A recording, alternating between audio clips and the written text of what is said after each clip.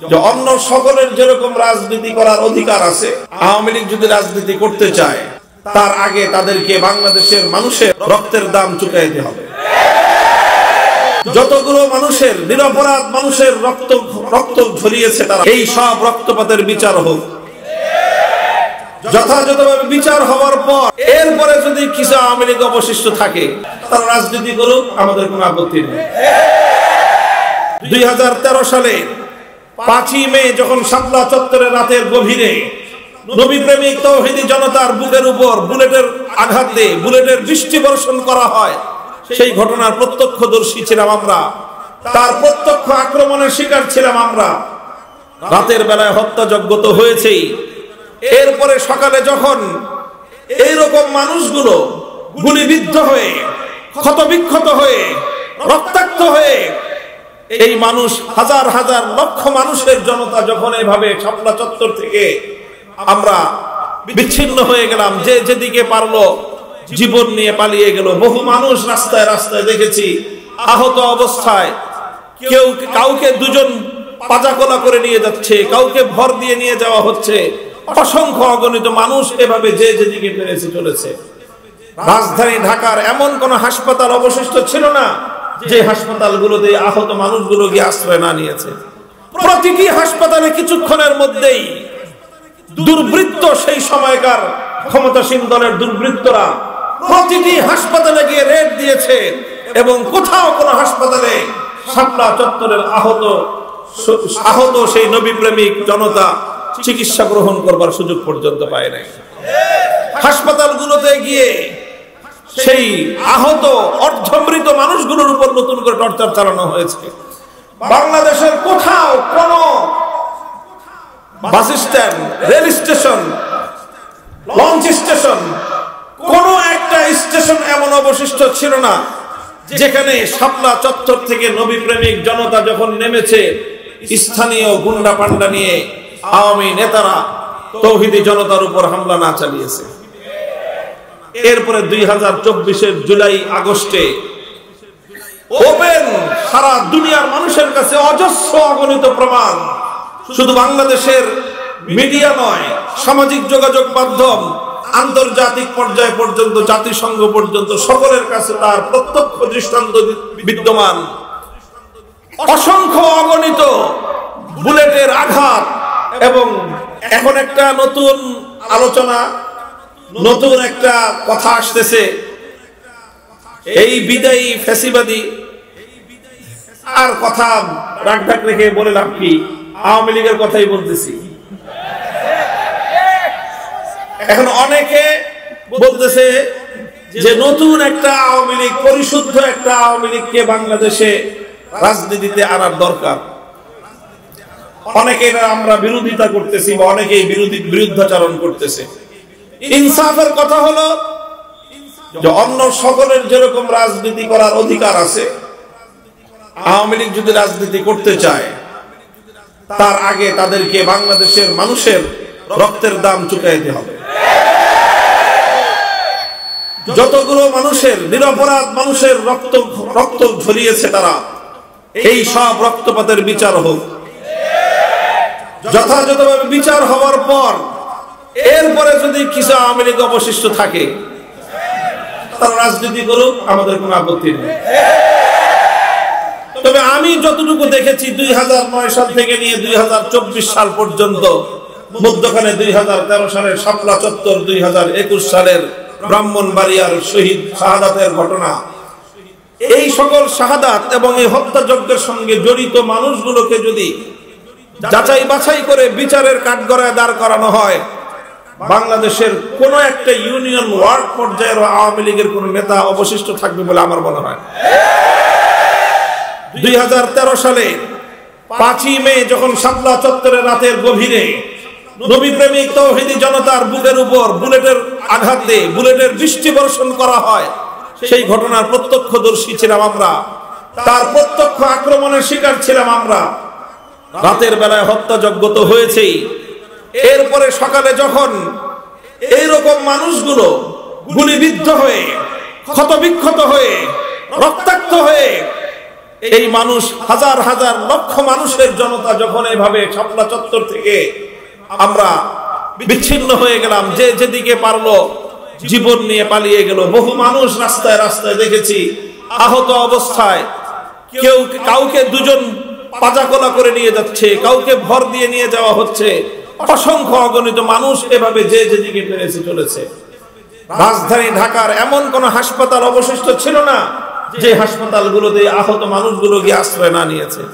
প্রতিটি হাসপাতালে কিছুক্ষণের মধ্যেই দুর্বৃত্ত, সেই সময়কার ক্ষমতাসীন দলের দুর্বৃত্তরা প্রতিটি হাসপাতালে গিয়ে রেড দিয়েছে এবং কোথাও কোনো হাসপাতালে শাপলা চত্বরের আহত সেই নবী প্রেমিক জনতা চিকিৎসা গ্রহণ করবার সুযোগ পর্যন্ত পায় নাই। হাসপাতালগুলোতে গিয়ে সেই আহত অর্ধমৃত মানুষগুলোর উপর নতুন করে টর্চার চালানো হয়েছে। বাংলাদেশের কোথাও কোন bus stand, rail station, launch station, কোন একটা স্টেশন এমন অবশিষ্ট ছিল না যেখানে শাপলা চত্বর থেকে নবী প্রেমিক জনতা যখন নেমেছে, স্থানীয় গুন্ডা পান্ডা নিয়ে আওয়ামী নেতারা তৌহিদি জনতার উপর হামলা না চালিয়েছে। এরপরে 2024-এর জুলাই আগস্টে ওপেন সারা দুনিয়ার মানুষের কাছে অজস্র অগণিত প্রমাণ, শুধু বাংলাদেশের মিডিয়া নয়, সামাজিক যোগাযোগ মাধ্যম, আন্তর্জাতিক পর্যায় পর্যন্ত, জাতিসংঘ পর্যন্ত সকলের কাছে তার প্রত্যক্ষ দৃষ্টান্ত বিদ্যমান। অসংখ্য অগণিত বুলেটের আঘাত এবং প্রতিটি তৃণমূল পর্যায়ের ছাত্রলীগ, যুবলীগ, আওয়ামী লীগের নেতারা তারা ওপেন খোলা মাঠে বন্দুক নিয়ে, রিভলভার নিয়ে ছাত্র জনতার বিরুদ্ধে, তৌহিদি জনতার বিরুদ্ধে বুলেটের আঘাত ছুড়ে মেরেছে। এইভাবে যদি বিচার করা হয়, এই সকল ডকুমেন্টস গুলোর উপর ভিত্তি করে যদি জুলাই হত্যাকাণ্ড, 2021-এর হত্যাকাণ্ড, 13 সালের হত্যাকাণ্ডের যদি বিচার করা হয়, তাহলে একজনে বলেছে 300 আসনে নির্বাচন করার প্রার্থী পাওয়া কঠিন হবে আওয়ামী লীগ। এরপরে যদি পাওয়া যায় করুক নির্বাচন। যদি এই সব বিচার হওয়ার পরে যদি আওয়ামী লীগ রাজনীতি করতে চায় করুক। আমি দেখেন এই সমস্ত কথাগুলি বলা আমার উদ্দেশ্য নয়, পরের যে কথাটা এখন বলতেছি সেটা বলা হলো আমার উদ্দেশ্য। আওয়ামী লীগ যদি রাজনীতি করতে চায় করবেন। তাহলে একটা কথা আমাদের পক্ষ থেকে, আলেম সমাজের পক্ষ থেকে আমি দ্ব্যর্থহীন ভাষায় তাদেরকে বহুবার বলেছি, আজও আপনাদের মাধ্যমে তাদের কর্ণকুহরে আওয়াজ পৌঁছে দিতে চাই। তোমাদেরকে একটা বিষয় সংশোধন করে আগামীর বাংলাদেশের রাজনীতির মাঠে নামতে হবে। সেই বিষয়টা হলো যে আওয়ামী লীগের লোকজনের একটা স্বভাব, তারা মুসলমানরা নামাজ পড়ে, নামাজ নিয়ে আমাদের সঙ্গে তাদের খুব একটা বিতর্ক নাই, রোজা রাখে বিতর্ক নাই, ঈদের নামাজ নিয়ে বিতর্ক নাই, জানাজার নামাজ নিয়ে বিতর্ক নাই, অন্যান্য ধর্মীয় কর্মকাণ্ড নিয়ে বিতর্ক নাই। যখনই আমরা রাষ্ট্রে ইসলামী রাষ্ট্র প্রতিষ্ঠার দাবি তুলি, যখনই আমরা ইসলামী রাজনীতির কথা বলতে চাই, যখনই আমরা ইসলামী রাষ্ট্র প্রতিষ্ঠার কথা বলতে চাই, তখন তারা আমাদের কণ্ঠ চেপে ধরার চেষ্টা করে। ইসলামী রাজনীতিকে তারা বন্ধ করার, ইসলামী রাজনৈতিক যে কোনো তৎপরতা তারা টুটি চেপে ধরবার চেষ্টা করে। এটা হলো আওয়ামী লীগের সবচেয়ে বড় বিরোধ ইসলামপন্থীদের সঙ্গে। তারা ইসলামের রাজনৈতিক উত্থানকে সহ্য করতে পারে না, ইসলামী রাষ্ট্র প্রতিষ্ঠার চেষ্টাকে তারা সহ্য করতে পারে না। বরং তারা সবচেয়ে জঘন্য যে কাজটা করে সেটা হলো ইসলামী রাজনীতি যারা করে, ইসলামী রাষ্ট্র প্রতিষ্ঠার রাজনীতি যারা করে, তাদের এই রাজনৈতিক তৎপরতাকে ধর্ম ব্যবসা বলে আখ্যায়িত করে। মুহতারাম হাজিরিন, মরহুম আল্লামা দেলাওয়ার হোসেন সাঈদী রহমতুল্লাহ আলাইহি একটা কথা বলতেন, আরে ধর্ম নিয়ে রাজনীতি তো তাদেরটা নয় যারা ধর্মকে প্রতিষ্ঠার জন্য রাজনীতি করে। আলহামদুলিল্লাহ আমরা তো আল্লাহর জমিনে আমাদের ওপেন বক্তব্য, পরিষ্কার ঘোষণা, জীবনের লক্ষ্য আমাদের আল্লাহর জমিনে আল্লাহর দ্বীনকে জিন্দা করব, আল্লাহর জমিনে আল্লাহর দ্বীনকে বিজয়ী করব, আল্লাহর জমিনে কোরআনী শাসন কায়েম করব, আল্লাহর জমিনে খেলাফত কায়েম করব। সেজন্য যদি জীবন দিতে হয়, জীবন দেওয়াকে সৌভাগ্য মনে করব। রক্ত দিতে হলে রক্তের গন্ধ প্রবাহিত করব। সন্তানদেরকে ইতিম করতে হলে সন্তানরা ইতিম হবে, স্ত্রীদেরকে বিধবা করতে হলে তারা বিধবা হবে। জীবনের বিনিময়ে আল্লাহর জমিনে কোরআনের রাজ কায়েম হওয়া, এটাই আমাদের চূড়ান্ত স্বপ্ন।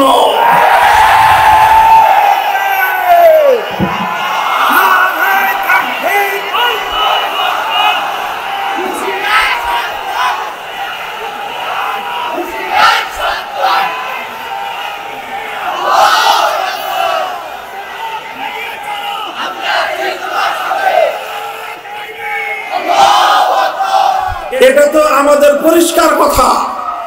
আমরা আমাদের সব কিছুর বিনিময়ে হলেও আল্লাহর জমিন, আল্লাহর দ্বীনকে বিজয়ী করতে চাই, কোরআনের রাজ কায়েম করতে চাই, ইসলামী শাসন ব্যবস্থা প্রতিষ্ঠা করতে চাই। আল্লাহর জমিনকে আল্লাহর আইন দ্বারা আমরা শাসিত, শাসন এবং পরিচালনা করতে চাই। আল্লাহর পক্ষ থেকে আমাদেরকে যে খেলাফতের মহান জিম্মাদারি দেওয়া হয়েছে, সেই খেলাফতের দায়িত্বে সারা পৃথিবীতে আমরা আল্লাহ পাক রব্বুল আলামিনের খেলাফতের শুনানি শাসন ফিরিয়ে আনতে চাই।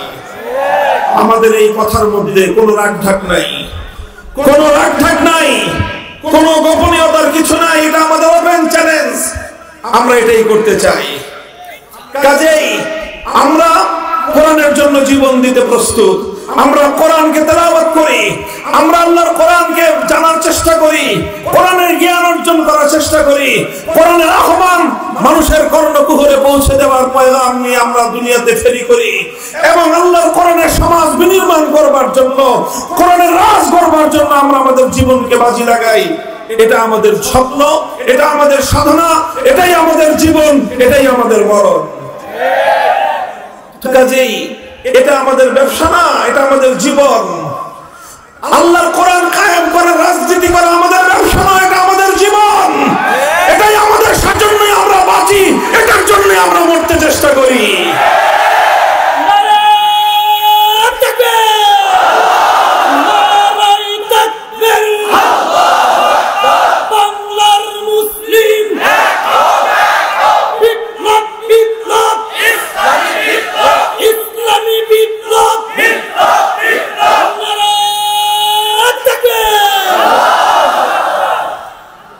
তবে ইসলাম নিয়ে ব্যবসা করে এক শ্রেণীর মানুষ আছে, ধর্ম নিয়ে ব্যবসা করে এক শ্রেণীর মানুষ আছে।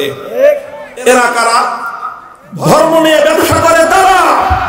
নির্বাচন আসলে যারা মাথায় পট্টি বাঁধে, নির্বাচন আসলে যারা হাতে তসবিহ নেয়, নির্বাচন আসলে যারা মাথায় টুপি পরে মসজিদের মধ্যে গিয়ে মুসল্লিদের সঙ্গে কোরআনের পক্ষে থাকবার জন্য প্রত্যয় ব্যক্ত করে, আবার নির্বাচনের মাধ্যমে মানুষের ভোটটাকে ধোঁকা দিয়ে আদায় করবার পর, নির্বাচিত হয়ে যাওয়ার পর আল্লাহর কোরআনের বিরুদ্ধে যারা আইন তৈরি করে, ধর্ম নিয়ে ব্যবসা তারা করে যারা কোরআনের কথা বলে ক্ষমতায় আসবার পর আল্লাহর কোরআনকে উৎখাত করার জন্য তারা আইন তৈরি করে, রাজনীতি করে।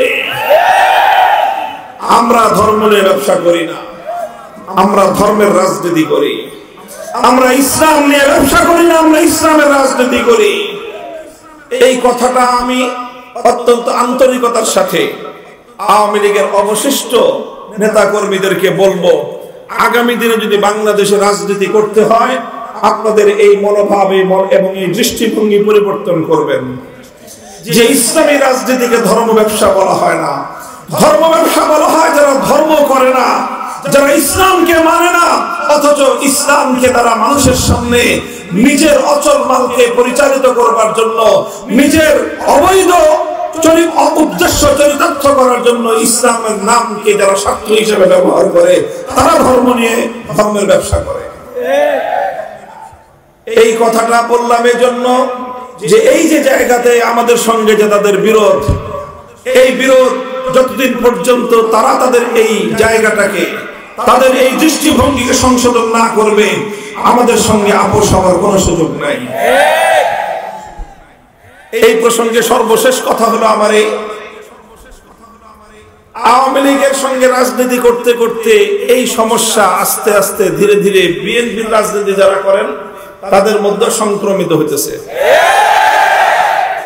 আমি পরিষ্কার পয়গাম দিয়ে দিতে চাই, পরিষ্কার এই বার্তা আমাদের পক্ষ থেকে দিয়ে দিতে চাই, যদি আমাদের রাজনৈতিক দর্শন নিয়ে, আমাদের কোনো পদক্ষেপ নিয়ে, আমাদের কোনো ভূমিকা নিয়ে আপনাদের কোনো আপত্তি থাকে সমালোচনা করবেন, কিন্তু ইসলামী রাজনীতিকে ধর্ম ব্যবসা বলে কটাক্ষজনক আপনাদের কেউ না করে। যদি আপনাদের কোন নেতা, আপনাদের কোন দায়িত্বশীল ইসলামী রাজনীতিকে যদি ধর্ম ব্যবসা বলে কটাক্ষ করার চেষ্টা করে, আপনাদের সঙ্গে আওয়ামী লীগের মতো আচরণ করতে আমরা দুইবার ভাববো না।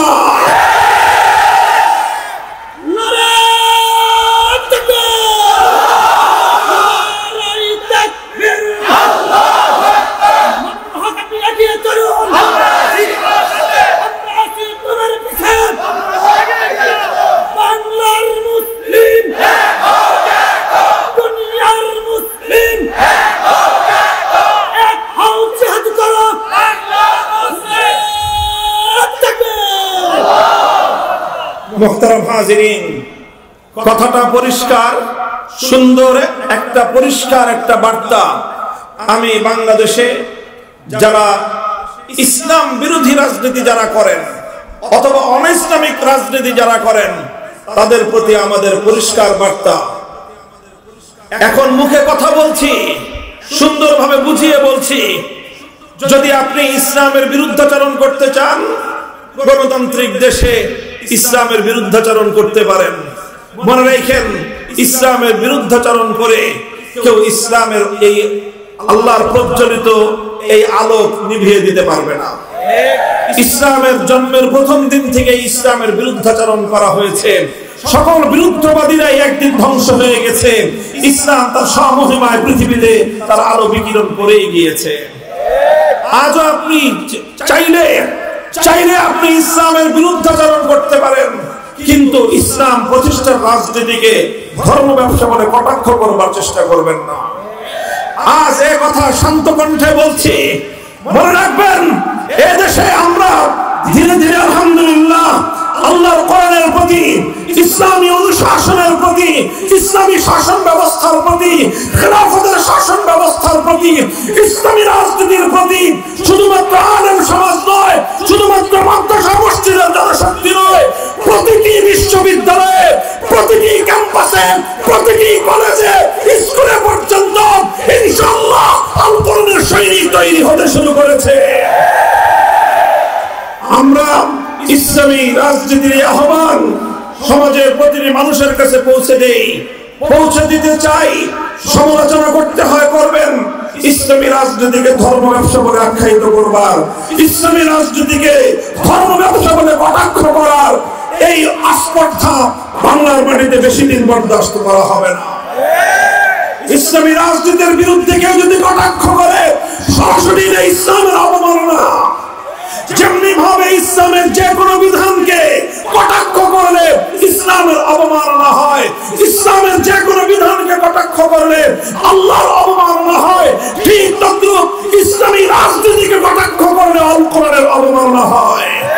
ইসলামী রাজনীতিকে কটাক্ষ করলে আল্লাহর অবমাননা হয়, ইসলামী রাজনীতিকে কটাক্ষ করলে ইসলামী শরীয়তের অবমাননা হয়, ইসলামী রাজনীতিকে কটাক্ষ করলে আল্লাহর জমিনে ইসলামী রাজনীতির প্রবর্তক নবী মুহাম্মদ আরবীর কটাক্ষ এবং অবমাননা করা হয়। সাবধান, হুঁশিয়ার, এটা ঈমানের সঙ্গে জড়িত একটা প্রশ্ন। আল্লাহ পাক রব্বুল আলামিন সকলকে বুঝবার তৌফিক দান করেন।